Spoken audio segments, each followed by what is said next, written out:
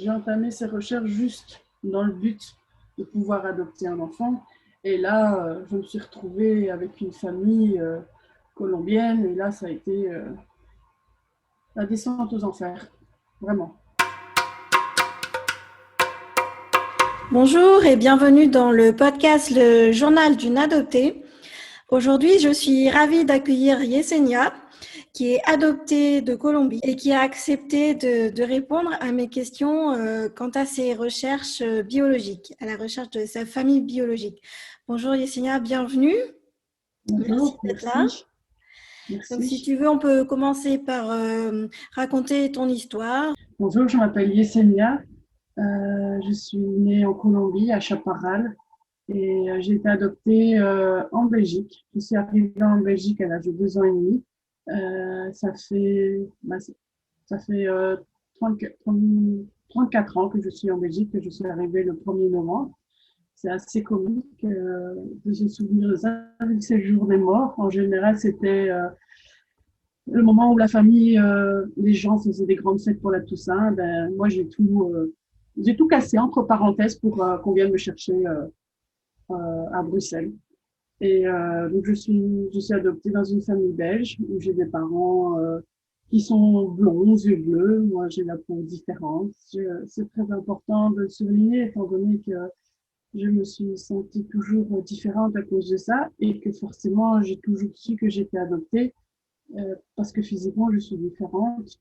Mes parents ont eu un enfant après ma venue en Belgique et mon petit frère, lui aussi, est blond aux yeux bleus. Du coup, ben, ça crée un mal-être. On n'en parle pas plus, mais c'est juste qu'on le sent en nous. Et du coup, peut-être que ça a valu le fait que j'étais un enfant assez difficile, comme on dit, qui n'obéissait pas. Et après réflexion, je pense que c'était juste pour montrer que j'étais là. Et, et donc j'ai grandi dans cette famille. J'ai évolué avec eux jusqu'à l'âge de 18 ans. Après, je les ai quittés pour partir dans une autre ville étudier. Donc par rapport à ça, concernant ma famille d'adoption, je n'ai jamais manqué de rien. J'ai juste manqué d'amour. Je Avec beaucoup de réflexion, je pense que c'est juste qu'elle n'a pas été préparée à ça, à être confrontée à quelqu'un qui était différente et qui ne pouvait pas tout simplement être sa petite poupée et faire ce qu'elle avait décidé. Je pense que dans l'ensemble, j'étais assez correcte, je n'ai pas foutu le feu à ma maison, je pense que j'ai réussi à m'éteindre et à faire ce qu'on me demande. Après, avec les années, ben forcément, je suis quelqu'un qui est devenu une personne qui a un manque de confiance en soi, étant donné que chaque fois se faire rabrouer, euh, ben, on essaie de trouver sa place et de se fondre dans la masse. Et j'ai réussi à devenir un caméléon et à suivre ce que les gens voulaient de moi. Du coup, ça a créé une grosse impersonnelle.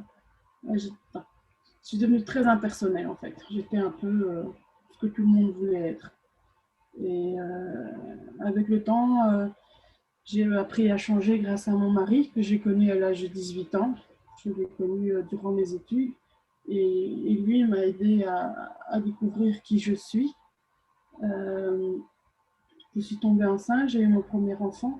Et c'est là que j'ai eu ce gros questionnement, mais c'est qui ma mère biologique? Pourquoi je suis encore confrontée à ma famille et à avoir un enfant blond aux yeux bleus, alors que finalement, je suis totalement différente. Donc, mon mari est blond aux yeux bleus, mon fils aîné est blond aux yeux bleus, et du coup, j'ai encore été reconfrontée à cette différence physique. Et ce qui m'a mis à plus de questions sur ma famille biologique, mais à qui puis-je ressembler? Et par chance, j'ai eu un fils qui m'écoute beaucoup aussi. Donc, depuis, je pense qu'il devait avoir 2 ans, j'ai commencé à lui parler de mon adoption, le fait que j'avais pas de maman, qui m'avait mis au monde et il m'a ouvert un peu l'esprit. Pourtant, on pourrait croire qu'il est petit pour parler de ça, mais ça a été mes premières conversations vraiment où je me sentais bien et avec le temps, j'ai eu un deuxième enfant. Euh, ben, il me ressemble physiquement. Heureusement, j'ai eu cette chance-là. Et alors là, tout a changé en fait. avec mon mari, on avait un projet que si notre deuxième enfant était plus grand, on pourrait adopter un enfant. C'était mon projet, adopter un enfant de Colombie. Je pense que le fait de vouloir adopter un enfant de Colombie, c'était avoir quelqu'un qui puisse me ressembler, étant donné que même en grandissant, j'avais physiquement toutes des personnes différentes, à part mon dernier petit garçon. Mais il a fallu le temps que je me rende compte qu'il me ressemble. C'est vrai qu'on ne voit pas cette ressemblance. Et, euh, et puis, donc pour commencer cette recherche, j'ai dû, euh, j'ai dû aller près de l'association qui s'est occupée de ma propre adoption. Donc en Belgique, il y avait une association qui se sont occupées que des enfants en adoption pour la Colombie. Et là, ils m'ont conseillé de demander ma nationalité colombienne si je voulais un jour adopter un enfant parce que l'adoption internationale est beaucoup plus restreinte à l'heure d'aujourd'hui. Et donc, ben, j'ai été confrontée à qui je suis exactement. J'ai été pour la première fois au consulat colombien à Bruxelles. Et là, ils m'ont lu mon dossier. Et là, j'ai fondu en larmes parce que je me suis rendu compte de mon histoire et c'était assez dur.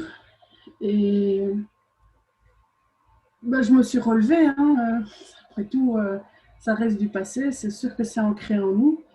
Et j'ai eu la chance, par les réseaux sociaux, de tomber sur une personne de Colombie, en fait, un jeune Colombien qui s'appelait Juan. Et alors, il m'a proposé de m'aider pour ma démarche concernant ma famille biologique. Donc, tout ça, c'est arrivé vraiment en même temps.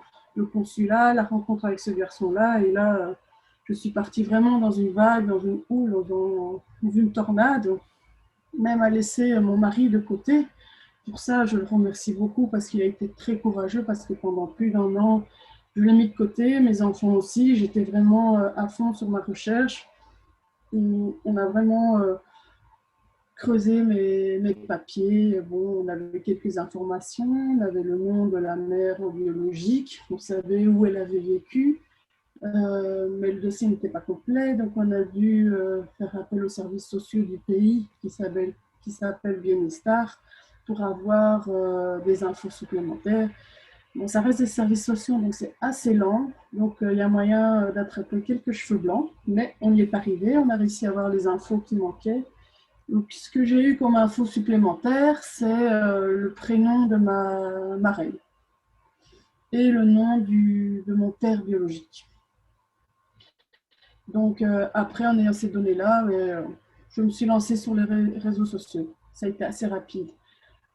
En 2 mois, j'ai eu une réponse. Mais j'étais vraiment tout le temps sur les réseaux sociaux. Tout ce qui pouvait concerner ma ville natale, ben, hop, j'envoyais tout ce qui était nom qui pouvait ressembler à mon nom original. Hop, j'ai envoyé. Et un jour, quelqu'un m'a répondu de Bogota en disant « Oui, je connais ».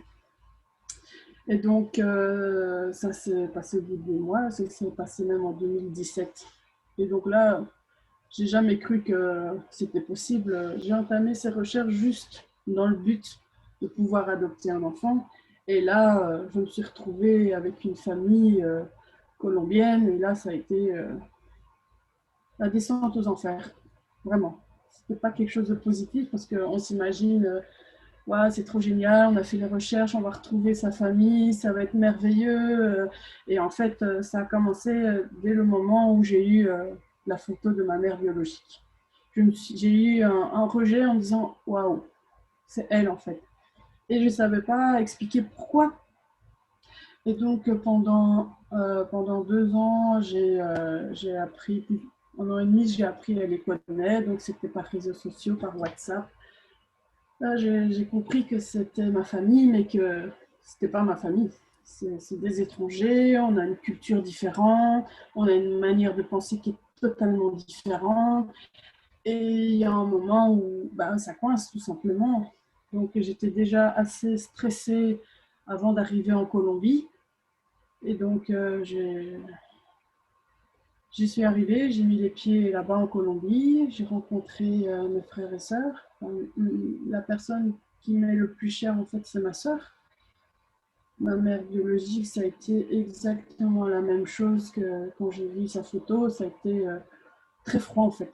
Mon mari était à mes côtés lors du voyage et il a été assez surpris que c'était pas comme dans les reportages ou dans les films où tout le monde pleure, où tout le monde est content. C'était, ben non, c'était très très froid.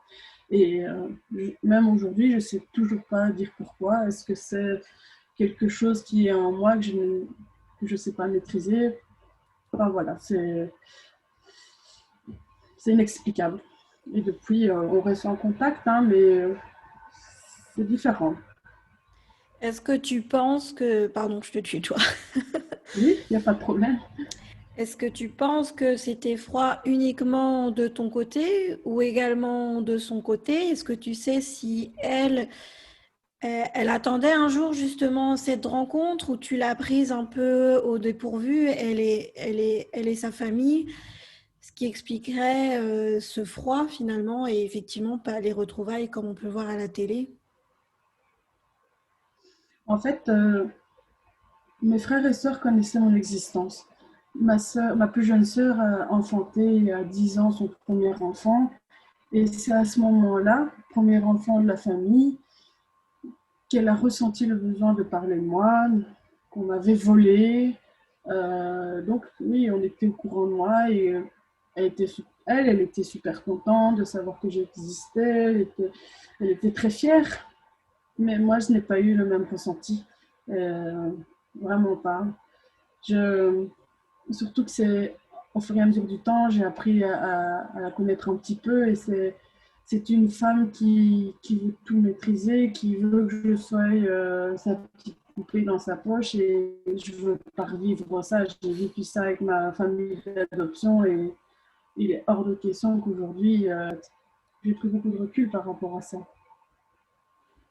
Et quand tu as contacté les associations, effectivement, c'était pas forcément dans le but justement de retrouver ta famille biologique, c'était plus pour adopter là-bas. Est-ce que tu Mhm. as eu un accompagnement de la part de ces associations, que ce soit psychologique ou même quand finalement ta famille t'est retrouvée? Est-ce qu'on t'a proposé ce type d'accompagnement? Parce que ça peut être effectivement violent, ça peut être pas du tout comme on s'imagine.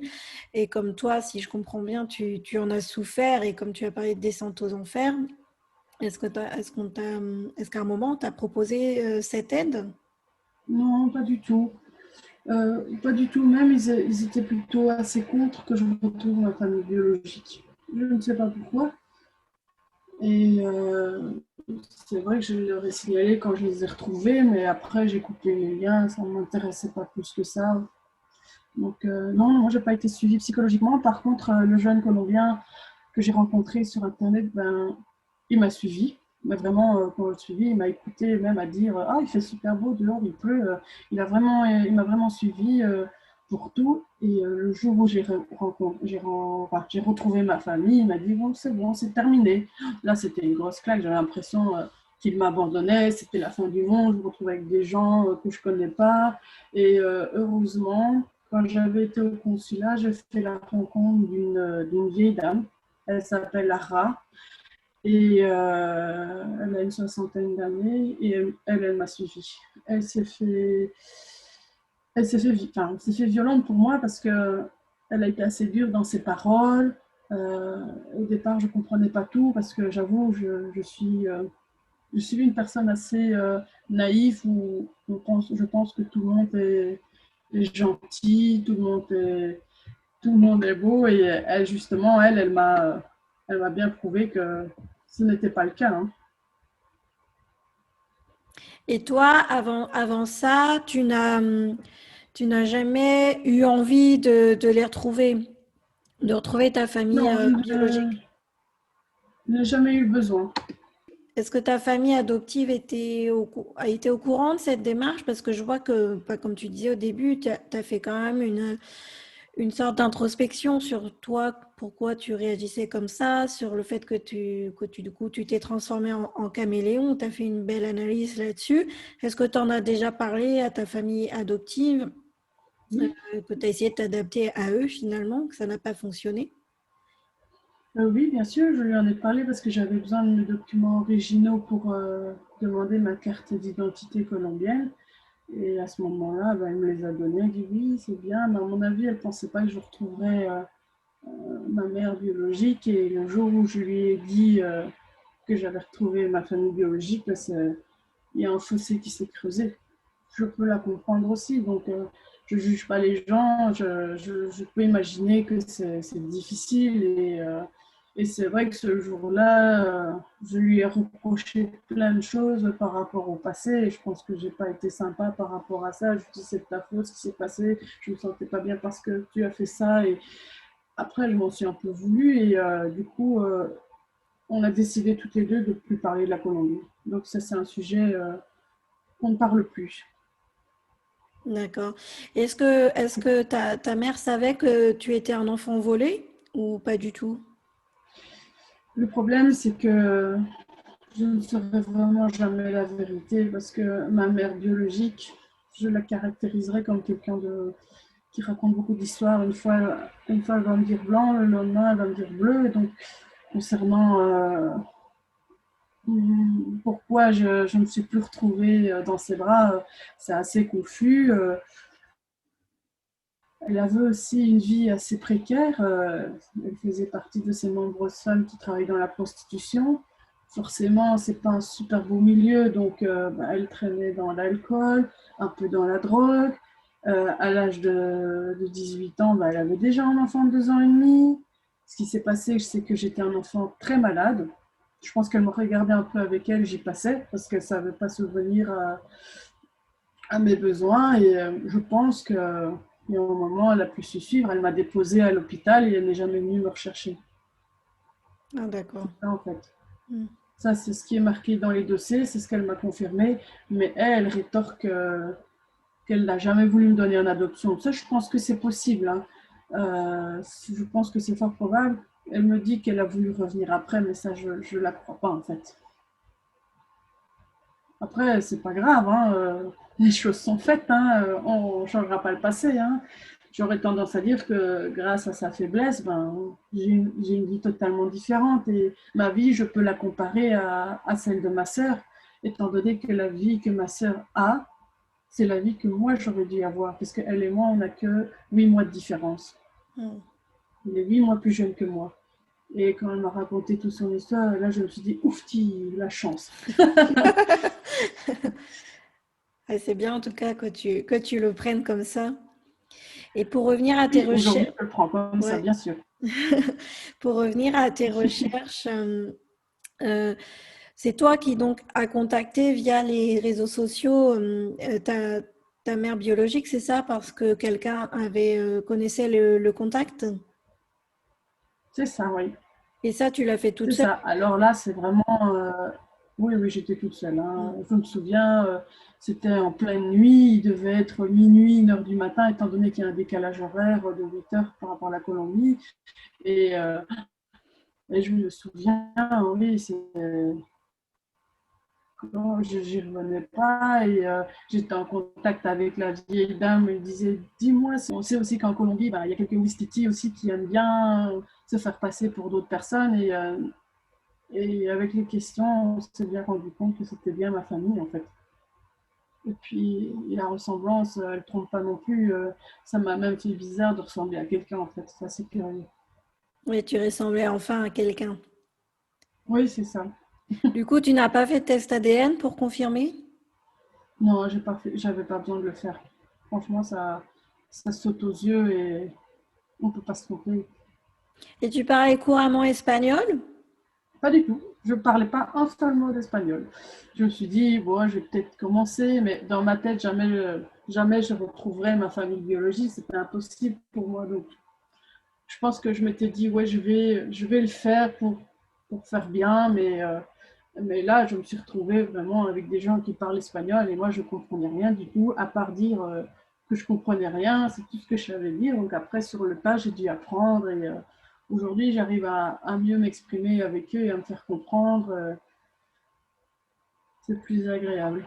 Et comment, dans ce cas-là, comment tu as envoyé ton premier message si l'espagnol, tu ne connaissais pas? Est-ce que tu as eu peur? Est-ce que tu as utilisé aussi Google Traduction, par exemple? Ou est-ce que tu t'es En demandé... fait, les premiers messages officiels, j'ai été aidée par Juan, le jeune Colombien, qui m'a aidée, qui lui est natif de là-bas. Donc c'est lui qui s'est occupé de tout ça, mais c'est vrai qu'après il m'a dit c'est fini, je suis plus là. Et oui, j'ai utilisé les traducteurs, mais j'avais aussi la vieille dame de 60 ans, colombienne elle aussi, et qui m'a chapeauté. Donc à un certain moment, je les avais en ligne, je l'avais en ligne en même temps. Elle me dit non, fais attention, tu ne peux pas dire ça parce que tu vas faire sous-entendre certaines choses. Et bon, au fur et à mesure du temps, on y est arrivé. Et puis à un moment, j'ai dû faire un halte là, j'ai dû dire à mon ami, Ara, c'est tout, je dois me débrouiller par moi-même. Et donc du coup, je me suis débrouillée par moi-même, hein, parce que j'avais l'impression que c'était des discussions, mais qui étaient pas. C'est assez bizarre d'avoir toujours quelqu'un qui dit ce que tu dois dire, ce que tu ne peux pas dire. Et j'ai dû faire ma propre opinion, j'ai dû me faire aller malmener, entre parenthèses, par eux parce que je ne comprenais pas tout. Mais aujourd'hui, ça va mieux. J'ai réussi à montrer qui je suis et que voilà, on ne me marche pas dessus, même si je suis la bonne belge qui a beaucoup d'argent. Parce que je suis vue comme ça. C'est ce que j'allais te demander. Donc, que tu allais sur place pour les rencontrer. Donc, eux t'attendaient. Ils étaient contents de t'accueillir dans la famille. Ou bien, justement, ils se disaient, bah, tiens, elle a peut-être plus d'argent que nous, on va en profiter. C'est peut-être un peu violent ce que je te demande, mais... Non, c'est pas violent. Non, non. En fait, je pense que ça a commencé un peu de ma faute parce que forcément, quand on trouve une famille, on se rend compte qu'ils n'ont pas tous les, tous les moyens qu'il faut pour vivre correctement. Et j'ai eu un gros moment de culpabilité. Donc, les fêtes, elles arrivaient. Et moi, je me dis, moi, je mange bien, on offre des cadeaux aux enfants, veux-tu en voilà, et eux, ils n'ont rien. Donc, forcément, qu'est-ce que j'ai fait? J'ai commencé à envoyer de l'argent. Ça, je pense que c'est une erreur que beaucoup font, c'est envoyer de l'argent pour faire plaisir, mais après, on rentre dans un drôle de schéma. Et quand je suis allée en Colombie, non, on avait mis de l'argent de côté, on savait très bien qu'ils n'avaient rien dans les mains, donc on avait prévu le coup. Mais on n'est pas passé non plus pour des riches. Bon, c'est vrai que tous les repas, on les a payés. Les sorties officielles, on les a payées aussi, parce qu'on savait qu'on était sur place. Et non, sur place, ça s'est super bien passé. On savait qu'il ne nous arriverait rien. On a eu vraiment un sentiment de sécurité par rapport à eux. J'ai toujours une anecdote assez comique à dire. C'est mon mari s'en va aux toilettes pendant 2 minutes. Plus personne ne le voit, c'est la fin du monde. Ça y est, mon mari il a disparu et je vais me faire tuer par ma soeur parce qu'on ne sait pas où il est. Il était juste parti aux toilettes, il est revenu, mais il était suivi pour être sûr qu'il n'avait rien. C'était assez chaleureux. Pour ça, c'était vraiment merveilleux, j'aurais tendance à dire. On se sentait vraiment important. Ah, c'est chouette. Et vous êtes resté combien de temps? On est resté 15 jours parce qu'on ne peut pas non plus rester trop longtemps. On a nos 2 garçons et pour un premier voyage, je ne les voulais pas avec moi parce que je ne savais pas où j'allais arriver. Mon mari et moi, on s'était donné des objectifs. On reste dans des endroits où il y a beaucoup de monde. On ne va pas dans des endroits assez bizarres. Le premier jour, ma sœur a dit viens, on va chez ma mère. Et là, je dis euh, on s'est laissé guider, on s'est retrouvés dans les bidonvilles de Bogota. Mon mari et moi, on s'est regardés, on dit mais qu'est-ce qu'on fait là en fait? C'est vraiment une claque en fait. Hein. On a vu dans quels habitats ils vivaient. Et là, des fois, on se plaint pour un oui ou pour un non. Ben là, on n'a plus à se plaindre. Hein. Vraiment, vraiment, ils n'avaient rien du tout. Tout le temps, ils nous ont donné beaucoup plus qu'une personne ordinaire pourrait donner. Et alors, tu parlais justement de ces deux modes de vie extrêmes que vous avez, toi en Belgique et eux en Colombie, et que du coup, tu ne voulais plus de relation avec eux. Comment eux, ils l'ont vécu? Est-ce que tu sais? Est-ce qu'ils t'ont envoyé des messages? Est-ce qu'ils n'ont pas compris le fait que tu n'aies plus envie d'être en contact avec eux? Et c'est pour ça, ils sont assez bornés. Donc, si, des messages, j'en ai eu, j'en ai eu, mais je pense que le fait de rester absente pendant plusieurs mois, on ne leur répondait plus et en revenant après à discuter avec eux, ils ont compris que ben voilà, ils n'auraient pas plus parce que je suis là, que je n'arriverai pas à changer leur vie. Parce que eux, ils pensent ça, mais moi aussi, je pense que je vais tout changer alors que finalement, il n'y a rien qui change. J'ai l'impression d'avoir vécu quelque chose, mais que ma vie elle est revenue comme avant, en fait. Finalement, ça ne change rien. C'est juste qu'on sait qu'il y a quelqu'un qui est plus loin et qui nous attend, mais c'est tout. Et Et, c'est ça le plus dur finalement à accepter, c'est que oui, on les a retrouvés, mais notre vie, elle change pas. Je peux pas me dire, je vais aller vivre là-bas. C'est pas possible. J'ai des enfants, j'ai un mari, et je peux. Enfin, la vie est différente là-bas aussi. Oui, nous, quand on va là-bas pour visiter, c'est beau, mais pour vivre sur place, c'est totalement différent. Donc, c'est ça le plus dur, c'est accepter notre condition de vie et qu'on n'arrivera jamais à rien changer. Hein. et, et le fait justement que toi, initialement, tu voulais pas retrouver ta famille biologique, mais que dans un certain sens, tu étais aussi en quête de vouloir ressembler à quelqu'un. Est-ce que ça a débloqué, tu as l'impression que ça a débloqué quelque chose chez toi? Ou même si tu ressembles à quelqu'un, ça n'a pas résolu le fait que tu es toujours... Enfin, je sais pas d'ailleurs, est-ce que ça a changé ton comportement par rapport au fait d'être caméléon ou alors tu as décidé justement de plus t'affirmer parce que justement, tu as vu que tu ressemblais à quelqu'un et que tu as pu t'identifier et du coup continuer ta quête d'identité, mais de façon plus claire. Je ne sais pas si c'est Mhm. très compréhensible ma question. Si, j'ai compris, oui. Bien sûr que ça a changé. Je ne l'ai pas cherché, hein, mais le fait de savoir, oui, que je ressemble à quelqu'un, de connaître finalement mon histoire biologique, ça, c'est sûr que ça change et ça procure une sorte d'apaisement. Je regarde mon fils, j'ai l'impression de voir ma soeur, j'ai l'impression de voir mes cousins et indirectement, je suis avec eux. Et ça change beaucoup, oui, bien sûr. C'est un apaisement et j'ai plus envie d'essayer de leur ressembler. Je suis moi. J'ai l'impression d'être plus moi et arrêter d'essayer d'être européenne. Bien sûr, j'ai eu l'effet inverse où je voulais être colombienne, mais je suis ni l'un ni l'autre. Je suis entre les deux et ça donne moi, tout simplement. Et est-ce qu'à terme, tu envisages d'avoir justement des relations plus sereines avec ta famille ou alors, comme tu disais, tu vas reprendre ou tu continues ta vie et puis tu es contente de ces retrouvailles qui quand même avaient l'air chouettes? Ou bien tu penses que peut-être qu'à terme, par exemple, vos enfants pourraient communiquer, rester en contact, se rencontrer? Bien sûr, bien sûr que c'est un idéal. Oui, j'aimerais bien. J'aimerais bien. C'est juste que le jour où mes enfants rentreront en contact avec eux, je les mettrai en garde. C'est tout. Mais c'est vrai, moi j'ai un projet, c'est que je veux faire venir ma soeur en Belgique. Ma soeur, pas ma mère. Ma soeur, ça a été vraiment une connexion. C'est comme si on était deux parties qui étaient séparées et là, on s'est reconnectés et on ne s'est pas séparés en fait. C'est vraiment fusionnel.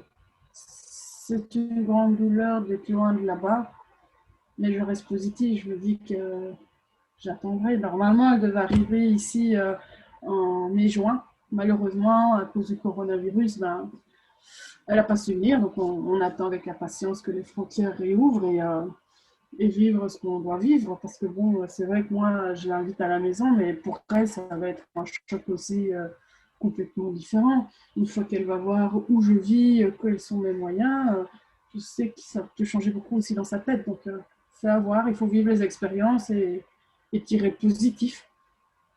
C'est ça en fait, et voir, avancer. Je peux pas m'établir un futur en me disant voilà, je vais faire ça, ça, ça. Non, non, c'est comme ça. Je le vois comme ça. Et est-ce que dans ton idéal, le fait que tes parents adoptifs, j'entends, s'entendent avec ta famille biologique, est-ce que ça fait partie de ton idéal ou tu préfères justement bien séparer ces deux univers pour pas qu'il y ait de quiproquos ou malentendus peut-être? Bien sûr, c'est un rêve, mais ça arrivera jamais. C'est pas possible en fait. C'est pas possible parce que du peu que j'ai parlé de ma mère biologique à ma mère d'adoption, elle a fait son opinion et elle veut rien savoir de cette dame en fait. Déjà, dans son idée, abandonner un enfant, c'est impardonnable. Donc rien que pour ça, elle ne voudra jamais la rencontrer. Hein. Mais Bah c'est oui. pas grave, c'est pas mon histoire, c'est sa manière de penser à elle et je respecte. Je peux pas obliger quelqu'un de faire quelque chose qui ne le concerne pas. C'est comme ça. Et tu disais que ton fils était lui très compréhensif par rapport à tout ça. Oui. Comment il réagit? Est-ce qu'il est heureux? Est-ce qu'il est content? Est-ce qu'il a envie d'en savoir plus? Est-ce qu'il a envie déjà, il pense déjà aller aussi là-bas et rencontrer la famille?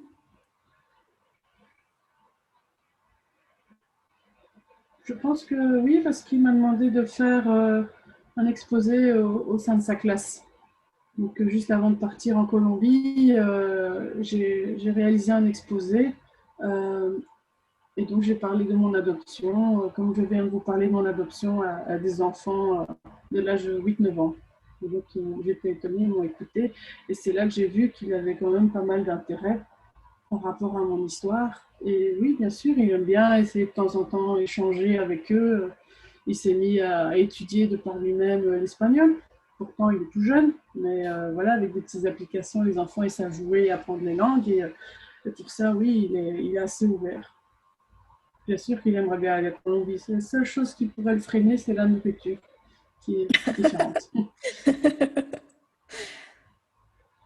Je sais pas, faut vivre avec maintenant. Hein. Ils sont là dans ma vie et c'est vrai que je mets beaucoup de recul parce que j'ai une mère biologique assez plaintive qui me dit toujours qu'elle n'est pas bien, que c'est dur la vie.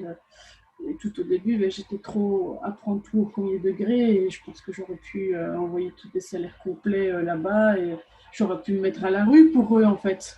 Mais heureusement, j'ai un mari qui est derrière moi et qui me dit oh là là, arrête. Et donc, j'apprends à prendre beaucoup de recul. Et c'est vrai que j'ai eu ma première grosse histoire avec eux, c'est que je voulais faire venir mon neveu de 10 ans en Belgique. Donc, tout était prêt et j'avais demandé de suivre cet enfant-là. Je voulais savoir du tout de A à Z au niveau de son parcours scolaire, comment ça se passe. Et je me suis rendu compte qu'on ne me disait pas tout. Le jour où je devais acheter le billet, on m'a dit non, non, il ne peut pas venir. Et ben, j'ai dit, mais qu'est-ce qui se passe? Ah non, il est trop puni à l'école, il ne peut pas venir. Donc son papa n'était pas d'accord. Et j'ai dit, mais qu'est-ce qui s'est passé? Ah ben il est venu avec une arme blanche à l'école. Et du coup, là, ça a été assez violent dans ma tête. Là, je me suis dit, mais c'est vrai, il y a un gros décalage et que je ne me rends pas compte. Et là, j'ai eu ma première claque et je me souviens que j'étais pas bien, j'avais du mal à respirer, j'avais une grosse boule, j'avais l'impression d'abandonner cet enfant, son père qui ne voulait pas. Et moi, après, j'ai dû prendre du recul. Et donc, du coup, j'ai appris à reculer un peu de leurs histoires et plus prendre tout au premier degré. C'est ça, en fait, le plus dur, c'est prendre du recul. Et ça, c'est mon côté naïf ou trop, trop sensible qui me permettrait de faire des bêtises que je pourrais regretter par la suite. Hein. Le futur, je ne sais pas comment ça peut se passer. Vraiment, je ne sais pas. Et qu'est-ce que tu recommanderais ou quels conseils tu donnerais aux enfants adoptés qui sont à la recherche de leur famille biologique ou qui potentiellement l'ont retrouvée et sont prêts justement à aller sur place? Quel est le conseil que tu leur donnerais justement en plus de prenez du recul et ne prenez pas tout au premier degré? Est-ce que tu aurais d'autres conseils pour eux justement pour pas se retrouver dans la même situation que toi, même si tu ne regrettes pas, mais peut-être pour que ça se passe de façon plus harmonieuse, les retrouvailles, entre guillemets. Je pense que l'idéal, c'est de trouver quelqu'un du pays qui connaît bien la région, qui connaît bien la mentalité des gens, pour se faire une première opinion. Bien sûr, ça doit être une personne de confiance qu'on a rencontrée en vrai, pas une personne qu'on rencontre sur Internet. Bon, heureusement, j'ai eu la chance, je suis tombée sur One, c'était une personne de confiance, mais c'est ça, et cette personne, elle nous aide un peu à ouvrir les yeux, tout simplement, et c'est ça, c'est d'être accompagné par un natif de confiance. Je pense que c'est vraiment ça. Et prendre beaucoup de recul. Et se méfier et je pense, s'imaginer toujours la pire situation. Comme ça, au moins, on est prêt à la pire situation. Et si elle n'arrive pas, bah, tant mieux pour nous. Moi, je, moi, je prône pas d'y aller seule la première fois. Je prône, c'est vrai que j'ai été dans des endroits où j'aurais pas dû aller, parce qu'il faut être prudent la première fois, c'est ça. Moi, j'ai des connaissances qui sont déjà parties seules et c'est assez violent et heureusement qu'elle a des épaules solides, mais c'est pas donné à chacun. C'est vrai que moi, je suis plus de caractère peureuse et donc c'est mieux d'aller avec quelqu'un. Pourtant, c'était assez contradictoire. Quand j'étais sur place, j'avais peur pour mon mari. J'avais peur pour mon mari parce qu'il était, lui, différent, en fait. Mon mari, c'est 1,90 m de hauteur, blond aux yeux bleus, assez large carrure. Et moi, je pouvais me confondre dans la masse, étant donné que je ressemblais aux gens de là-bas. Mais elle est seule, non, faut être appuyé, faut être épaulé, pour pouvoir parler de ce qui se passe au sein même de l'aventure. C'est ce que je conseille. C'est pas spécialement d'aller seul. Parce qu'après, quand on est seul, ben, on est seul et quoi, quand ça ne va pas, on parle avec qui de ce qui ne va pas. Et c'est sur le moment qu'il faut discuter de ce qui se passe. C'est mon avis. C'est vrai, oui. Merci en tout cas. Et si on revient sur le process justement des fameux dossiers, est-ce que toi tu as voulu, enfin, tu étais d'accord d'écouter ton histoire, l'histoire de ton adoption très tôt, très jeune, simplement tes parents n'avaient pas le dossier, tu as dû, si je comprends bien, t'orienter vers une association qui, elle, avait le dossier. Est-ce que toi, c'est quelque chose que tu avais envie d'entendre dès le départ ou tu étais plutôt à ne pas vouloir écouter et tu es tombé, entre guillemets, par hasard sur ce dossier parce que tu avais comme projet d'adopter justement? Non, mon histoire, je la connais depuis que je suis petite. En fait, je me souviens parfaitement quand ma mère m'a parlé de ça. Je pense que je vais avoir 6 7 ans. J'étais dans la baignoire. Je me souviens, c'est vraiment la Madeleine de Proust. Euh, c'est ma mère qui est arrivée. Elle a commencé à me parler de ma mère biologique. Ah ben voilà, ta mère biologique, c'est Jacqueline. C'est une prostituée. Elle n'a pas voulu de toi. Et là, il m'en fallait plus. C'est pour ça que je n'ai jamais voulu la rechercher. Elle m'a été présentée comme une dame qui travaille dans la prostitution, qui n'a pas voulu de moi. C'est très violent en fait. Hein, C'est violent, oui. c'est violent. Après, bon, je pense que c'est de la maladresse. Hein. Elle n'a pas été suivie, ma mère d'adoption. Allez, elle est venue me chercher. Il n'y a aucun psychologue qui l'ont suivie parce que j'ai été assez difficile. Il y a des événements phares que j'ai vécu avec elle que je ne peux oublier, qu'aujourd'hui je peux comprendre, mais en tant qu'enfant, c'était incompréhensible. Et oui, non, j'ai jamais voulu savoir qui était ma mère biologique parce que j'étais honteuse en fait. J'étais gênée de dire aux gens, oh, ben, travailler dans la prostitution, c'est gênant pour un enfant de dire ça. Oui, Non. je comprends tout à fait.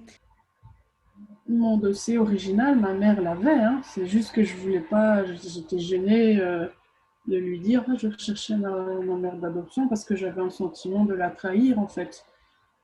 Ma mère d'adoption, je la trahissais parce que je voulais savoir qui était ma mère biologique, alors qu'à la base, je ne voulais pas spécialement la rechercher. C'est assez bizarre comme sensation. Bon, ça s'est fait quand même. Hein. Et aujourd'hui, ça t'a permis justement de connaître vraiment tes racines, la vraie histoire où justement ta mère biologique pensait un jour venir te rechercher. Ça t'a permis de te construire plus sereinement. Est-ce que tu en veux aussi un peu à ta mère d'avoir été si brutale dans ses propos quand elle t'a raconté l'histoire? Je ne vais pas parler de ça, je vais plus parler de choses pas importantes en fait. Mais sinon, en fait, je prenais même un certain plaisir à certains moments, c'est de parler de ma mère biologique à ma mère d'adoption, en lui faisant savoir que ma mère biologique, c'était pas quelqu'un de bien. J'avais l'impression que ça lui faisait du bien d'entendre ça.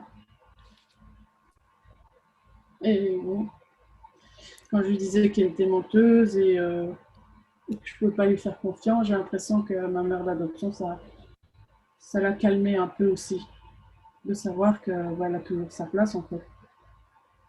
Il y avait comme une sorte de jalousie finalement de ta mère Je pense que d'adoption. c'est ça, oui. C'est ça. Et au fur et à mesure du temps, on ne parle plus comme on a pu parler tous les jours. C'était peut-être un peu trop, ou toutes les semaines. J'essaye de l'appeler une fois semaine et on parle, on reprend des discussions normales en fait. Et la dernière fois que je l'ai vu, on a passé toute la journée ensemble dans les magasins, on a été au restaurant et c'était quelque chose de très agréable. Mais ça, j'avais plus fait pendant un long moment à cause de mes recherches biologiques.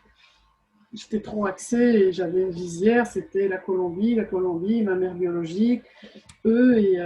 Mais c'est pas qu'avec elle, j'ai fait ça avec mon mari. Hein. Mon mari, il me l'a avoué, c'était très très dur en fait hein, pour lui. Et son seul objectif, c'est que notre relation ne casse pas à cause de ça. Et pour ça, il est très courageux. Vraiment. C'est pour ça il faut être accompagné et ne pas être seul. Parce que je pense que si j'aurais été toute seule, le jour où on m'a dit ok, tu as retrouvé ta famille biologique, je pense que j'aurais pris le premier avion. Mais prendre le premier avion sans parler la langue, sans les connaître, je fonçais droit sur un mur, hein, bien sûr. J'ai dû apprendre à patienter. C'est ça le plus dur. L'importance d'être accompagné, effectivement.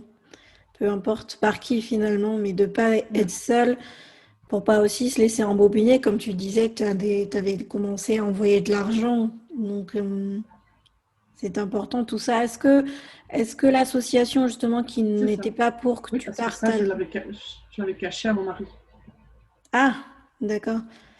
Et l'association qui ne voulait pas que tu partes à la recherche justement de ta famille biologique, est-ce qu'elle t'avait prévenu justement de tout ça, de faire attention, de ne pas se sentir coupable par rapport au fait que tu aies plus de moyens financiers, par exemple? Est-ce qu'elle prévient de tous ces potentiels problèmes auxquels on peut être confronté? Oui. Oui, ça, elle me l'avait dit ça. Et c'est pour ça qu'elle me déconseillait de partir. Oui, mais bon, c'est pas pour ça que j'ai écouté. Hein. Oui, c'est sûr. Oui, après, c'était plutôt le cœur qui parle ensuite. Oui, c'est ça. C'est ça, oui. Et toi, tu conseillerais aux enfants adoptés de partir à la recherche ou de leur famille ou pas du tout? Il faut absolument être droit dans ses baskets et se sentir bien entouré pour entamer ce genre de recherche parce que la recherche, c'est une chose, mais les retrouvailles, c'est bien plus que la recherche. C'est à ça qu'il faut se préparer finalement hein, et avoir les pieds sur terre, vraiment. D'autres personnes depuis le plus jeune âge se recherchent, ils sont dans un mal-être, ils ont le besoin de retrouver leur famille biologique et je pense que c'est la moins bonne période. Tu es beaucoup active dans justement les communautés d'adoptés? J'aime bien regarder ce qui se passe et j'aime encore aujourd'hui émettre de temps en temps un avis parce que bon, ça me fait plaisir d'en parler et justement quand quelqu'un est un peu perdu, je donne juste mon opinion. Je ne suis pas psychologue ni thérapeute, je parle juste de mon expérience et finalement le garçon de Bogota, je l'ai rencontré dans un de ces groupes. Et j'ai eu beaucoup de chance d'avoir été accompagnée par lui, bien sûr, bien sûr. D'accord. Je le conseille, bien sûr. Et tu es toujours dans le processus d'adoption? Ou là, tu as l'impression Non, que non? je n'ai plus ce besoin. Je me dis que il y a tellement de gens dans ma famille qui, entre parenthèses, ont besoin d'aide que je sais pas, je ne serais pas à me concentrer sur une personne qui a les mêmes problèmes que j'ai eu finalement quand j'étais enfant, parce qu'on dit adopter, adopter, mais c'est l'enfant qui doit nous accepter, c'est pas les parents. Et je pense pas que je me sentirais prête à vivre une histoire comme j'ai pu faire vivre à mes parents. Il faut vraiment avoir de solides épaules et pour ça, je ne le ferai pas. J'ai mes deux enfants et je suis contente. J'ai des neveux en Colombie maintenant et voilà, si je veux aider des gens, ben, je peux les aider eux tout simplement. Et c'est pour ça que je n'ai plus ce besoin absolument d'adopter un enfant pour avoir quelqu'un qui me ressemble. Donc merci en tout cas pour ces conseils. Merci de t'être dévoilée comme ça. C'est vraiment poignant. Je suis contente d'avoir pu échanger avec vous Et si ça a pu apporter quelque chose à quelqu'un, j'en suis beaucoup plus ravie. Tu as aimé cet épisode? Tu ne seras sûrement pas la seule personne. Alors, on n'hésite plus et on partage. Un grand merci d'avance et à très vite.